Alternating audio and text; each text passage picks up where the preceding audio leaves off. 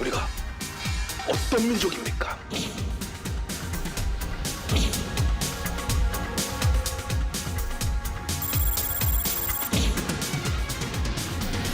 With Delivery Hero, your favourite food is always at your fingertips.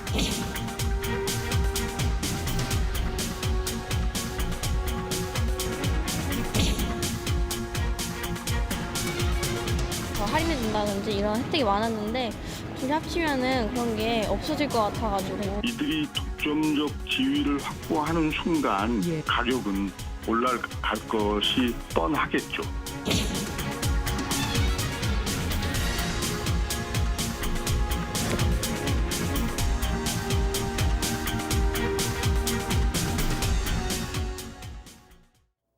국내 배달 서비스 업계 1위인 배달의 민족 운영사 이 우아한 형제들이 독일 회사 딜리버리 히어로 즉 DH에 인수됩니다.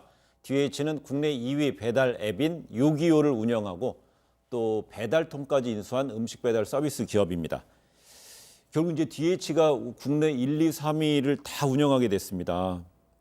이 DH하고 우아한 형제들이 체결한 계약은 어떤 내용입니까? 그러니까 사실 이 배달 앱이라 그러면은 좀 이렇게 생소하신 분들도 예. 많으실 것 같아요. 우리는 뭐 배달의 기수만 알지 배달 앱에 대해서는 잘 몰랐다 이런 네. 제 나이 때는 그런 사람들도 있거든요. 예. 근데 배달의 민족이라 그러면은 우아한 형제들이라는 회사에서 운영을 하는 배달 앱의 하나인데 배달 앱 시장의 50% 이상을 이 배달의 민족이 점유를 하고 있습니다. 네. 그런데 이 배달의 민족이 독일에 전 세계적으로 유명한 이런 그 딜리버리 회사거든요. DH라 그래서 딜리버리 히어로인데 이 회사랑 지분을 87%를 양도하는 계약을 맺었다고 네. 하는 겁니다. 이 87%를 얼마에 양도하냐면은 무려 4조 7,500억 원. 예. 4,700억 원이 아니라 4조 7,500원입니다. 예. 여러분들이 깜짝 놀라셨을 거예요. 아니 어떻게 그렇게 비싼 가격에 인수가 되지 할 텐데 이 배달 시장이 우리나라에 상당 부분 그 많은 사람들이 이용을 하고 있어요. 그러니까 연세 드신 분들은 잘 이용하지 않을지 모르겠는데 젊은 사람들은 보면은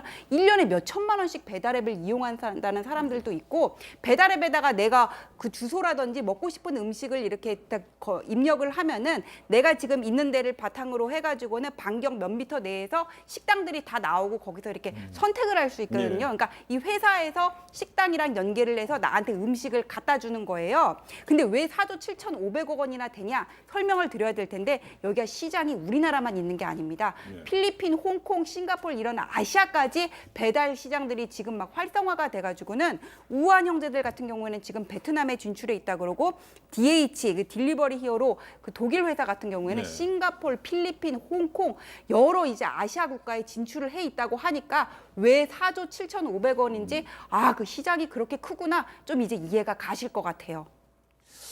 이 결국 이제 조금 전에 그 전 변호사 얘기한 대로요. 그 뭐 동남아시아 시장까지도 이제 노렸다는 것이 이번에 우아한 형제들의 이제 입장이었는데요. 이번 계약이 성사되면서 국내 배달앱 시장은 사실상 딜리버리 히어로가 장악하게 됐습니다. 이 배달의 그 민족을 독일에 팔게 되면서 이제 게르만 민족이라 불러야 하는 거 아니냐 이런 우스갯소리 아닌 우스갯소리가 나오는데요. 이번 인수에 대해서 전국 가맹점주 협의회 그리고 또 배달 노동자들의 노동조합인 라이더 유니온 측의 의견 이어서 들어보시겠습니다. 지금도 8.5에서 12.5%의 배달 수수료가 기존에 없던 게 추가가 돼서 그만큼 이제 자영업자들 그 영업이익에서 이제 빠지는 효과가 있거든요. 근데 이게 그 독점화되면 이게 더 커질 것으로 이제 우려가 되는 상황이에요. 자영업자들에게만 이게 전가되는 것처럼 보이지만 실질적으로는 이 비용이 소비자한테 전가될 수밖에 없는 구조잖아요. 만약에 인수합병을 하게 되면 좀 더 독점적 지위를 가진 이 배민이 또 일방적으로 근무 조건을 불리하게 바꾸지 않을까라는 우려가 있는 것이죠. 네, 그 라이드 유니온 위원장 되게 염려하는 의견을 내놓고 있습니다. 그렇습니다. 왜냐하면 이게 독점이 될 수밖에 없는 거잖아요. 1, 2, 3위 업체를 다 지금 딜리버리 히어로즈가 다 장악하게 되는 거잖아요. 지금 2위, 3위는 이미 딜리버리 히어로즈가 이미 지분을 갖고 있는 상황이에요. 네. 근데 배달의 민족이 1위 업체인데 이 업체까지 만약에 딜리버리 히어로즈가 지분을 갖게 되면 실제적으로는 딜리버리 히어로가 우리나라 배달 앱 전체 시장을 장악하는 독점적 지위를 갖게 되는 거잖아요. 네. 그렇게 되면 라이더스에 일하는 분들은 개인적으로 일하는 분들이에요. 저분들이 개인 사업자들이에요, 전부 다. 예. 근데 실제적으로 일하는 걸 보면 정호분처럼 일을 하죠. 저 사람들의 인건비라든지 아니면 배달 수수료나 이런 부분들을 올릴 가능성이 있기 때문에 가맹점주들한테도 부담이 될 수밖에 없고, 만약에 배달 수수료를 올리게 되면 가맹점주들 입장에서는 음식값을 올리지 않는 이상 본인들이 손해를 봐야 되는 거 아니겠습니까? 그게 첫 번째 문제고, 그다음에 라이더스라고 해서 소위 이제 배달하시는 분들, 이분들의 수수료도 우리나라가 총알 배송이라 그래서 1시간에 5건 이상을 배송해요. 다른 나라 같으면 있을 수 없는 일입니다. 이렇게 하는데 이분들이 실제 받는 돈은 점점 좀 줄어들 수 있다. 즉 독과점 시장이 되게 되면 경쟁업체가 많을 때는 본인들의 이익을 위해서 일정 부분 나눌 수 있지만, 독과점 시장이 되면 그 독과점 하는 시장 회사가 마음대로 조절할 수 있는 문제가 발생하기 때문에 양쪽 다 지금 불만이 많은 상황입니다. 그러니까 DH가 원래는 그 업계 2위, 3위 요기요랑 배달통까지 운영을 하고 있었는데 배달의 민족까지 지금 인수계약을 체결했단 말이에요. 이게 만약에 성사가 돼서 이행이 된다면은 배달앱 시장의 99%는 전부 운영사가 DH로 바뀌는 거란 말이에요. 그러면은 일단 그 어떤 지금 뭐 그 라이더 유니온 그런 문제도 있겠지만은 가맹점주랑 소비자들의 선택권이 줄어드는 거잖아요. 현재 같은 경우에는 배달의 민족은 가맹점주들한테 수수료를 따로 받는 게 아니라 상호를 노출하는 것, 이런 어떤 광고 계약을 체결해 가지고 광고료를 수수료 대신에 뭐 배달 이동 시간이라든지 거리 등을 감안해서 광고료를 받고 있고, 그다음에 요기요 2위 기업 같은 경우에는 가맹점주한테 한 건 매출의 12.5%를 수수료로 받고 있다는 건데, 만약에 이게 다 같은 회사가 돼버리면은 가맹점주 중에서는 과거에 내가 어떤 게 선택을 할 수 있던 그 권한이 줄어들게 되는 거고요. 음식을 시켜 먹는 소비자의 입장에서도 내가 이렇게 그 배달료가 여기는 1,000원이고 여기는 2,000원이라 그러면 선택할 수 있었는데, 다 이렇게 같은 회사에서 운영을 하게 되고 브랜드만 달라지면은 내가 선택할 수 있는 권한이 없어지는 거잖아요. 최종적으로는요, 이렇게 조금 전에 지적한 대로 세계 업체 시장 점유율이 99%라면요, 이건 이제 독과점 아니겠어요? 사실 독점인데요. 공정거래위원회가 최종적으로 이거는 승인을 해줘야 되는 상황 아닐까요?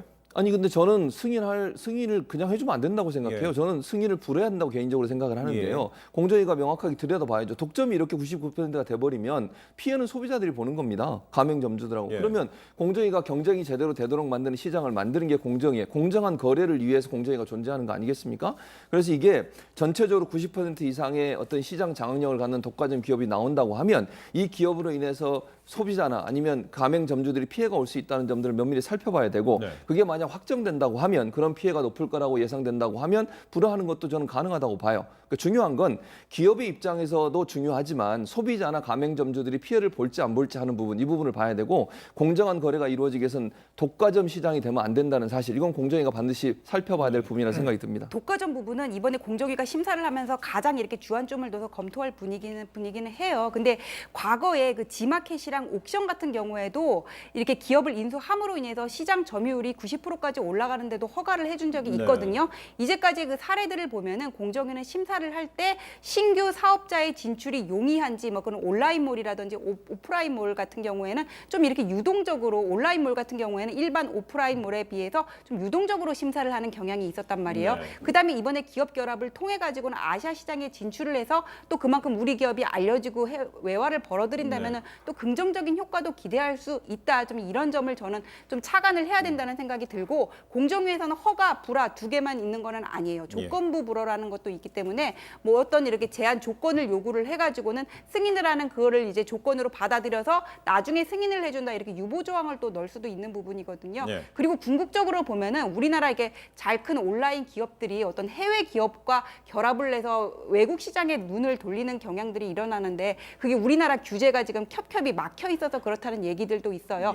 데이터 3법도 아직 국회에서 통과도 안 되고 있고, 그래서 궁극적으로는 우리나라 규제가 왜 온라인 기업들의 성장을 막고 있고, 우리나라가 왜 자기의 노하우를 가지고 해외 기업의 자본력에 기댈 수밖에 없었는지, 그런 것들을 좀 같이 검토해야 된다는 생각이 듭니다. 소비자들이 사랑해서 키운 알짜 기업이었는데, 이것이 우리 시청자가 보기에는요, 분들이 보기 일각의 시각일 수도 있고 대체적인 시각일 수 있습니다만은, 읽고 잘 키워놨더니 뭐 큰 돈 주고 해외 기업을 줬어. 근데 명목은 동남아시아, 동아시아 시장 같이 공략하는 거래. 이렇게 이제 구도가 될 수 있지만, 그런데 그 결과 과정에는 기업들 입장에서 국내 어떤 법제도적으로 규제가 심해서 어쩔 수 없습니다라는 항변도 나오고 그래요. 그렇습니다. 예. 그러니까 가장 먼저 우리가 생각해 봐야 될 건 딜리버리 히어로즈가 우리 이제 배달의 민족까지 인수를 하게 되면 전체적으로 돈이 이익이 나면 그게 어디로 가겠습니까? 독일로 가지 않겠어요? 우리도 일정 부분 받긴 하겠지만.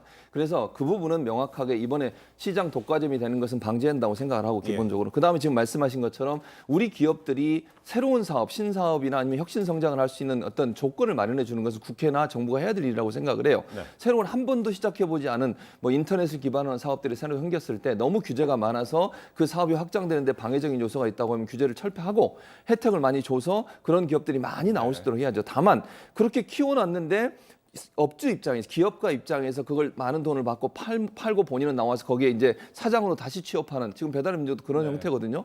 이런 형태로 가게 되면 과연 그럼 이익이 누구한테 가느냐 하는 문제는 깊이 고민해야 될 문제다 이런 생각이 듭니다. 알겠습니다. 기업주도 중요하지만요. 또 소비자와 그 자영업자, 가맹점주들도 상당히 신경 써야 되는 대목이 아닌가 싶습니다. 두 분 말씀 잘 들었습니다.